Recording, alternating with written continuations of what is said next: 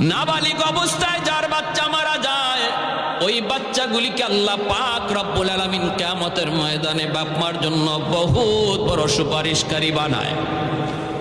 বাচ্চাগুলি আল্লাহর কাছে ডাক দেয়া কয়, মালিক, ও মালিক, তুমি আমারে দুনিয়াতে পাঠাইছো, পাঠানোর সময় আমার মা কত কষ্ট করছেন, জান বের হয়ে যায় অবস্থা।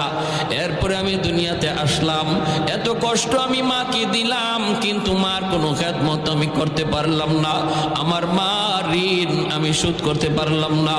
আল্লাহ, আজ যদি তুমি আমাকে জান্নাতে দিতে চাও, আমার মা বাবা সারা জান্নাতে যাইবো না, হয় আমারে বাপ মার সাথে জাহান্নামে দিয়ে দাও, হয় আমাকে আমার বাপ মার সাথে জাহান্নামে দিয়ে দাও।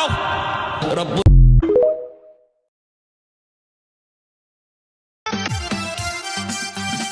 আমার টিকটক আইডির দুইটা কিডনি বাদ হয়ে আছে ভাই, এই কারণে আগের মতো লাইক কমে নাই, নিব হসপিটালে।